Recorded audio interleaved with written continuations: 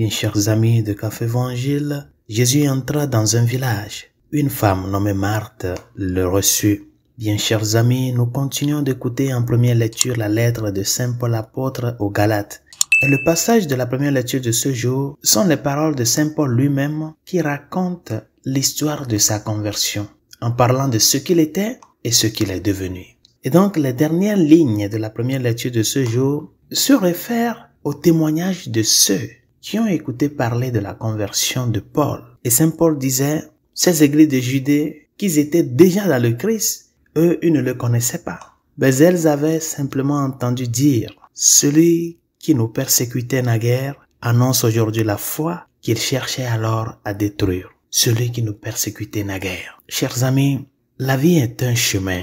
Et en parcourant ce chemin, il est vrai qu'il y a des rencontres que nous faisons, des rencontres qui nous édifient, mais aussi il y a des rencontres qui des fois nous font du mal. Il y a des gens que nous avons rencontrés dans notre vie à un moment donné et que, vu les situations qui se sont opérées avec ces rencontres, nous avons conclu qu'il serait mieux de ne pas rencontrer cette personne. Mais il y a des rencontres qui ont changé notre vie. Il y a des rencontres qui ont totalement bouleversé notre existence pour le recadrer sur le bon chemin. C'est ce qui a été la vie de Saint Paul. Il est vrai que tous nous avons un passé. Et dans notre passé, tout n'est pas noir. Il y a aussi des moments de lumière. On ne peut pas accuser notre passé. Mais du moment où nous nous sommes retrouvés sur le bon chemin, il est important de ne pas oublier que retrouver le vrai chemin qui nous mène au bonheur, au vrai bonheur, retrouver ce bon chemin est une grâce. Et une fois qu'on se retrouve avec le chemin adéquat, le chemin idoine, nous sommes appelés à avancer. Et souvent dans la vie, quand on retrouve ce chemin-là, qui est le vrai, c'est celui qui souvent est émaillé de difficultés et de croix. C'est comme ça, dans la majeure partie des cas. Mais qu'est-ce qui te dit que ce chemin que tu as rencontré est le vrai chemin? C'est quand tu t'en rends compte que tout ce que tu fais te rend heureux.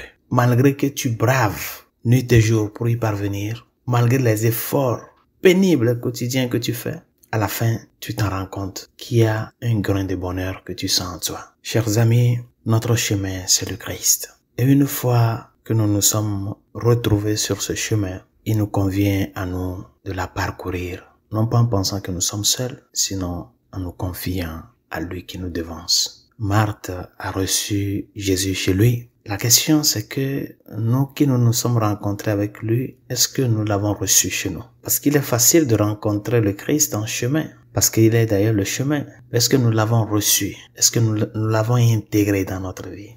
Est-ce que nous l'avons embrassé? Est-ce que nous sommes décidés à parcourir ce chemin-là, en sachant que c'est le vrai, c'est le bon chemin, c'est l'unique qui mène au salut? Demandons au Seigneur de nous aider à ce que notre vécu quotidien de la foi chrétienne soit vraiment un engagement à se maintenir sur le chemin et en faisant de notre part afin que, l'ayant rencontré, nous soyons aussi en mesure de le recevoir chez nous, avec nous et en nous.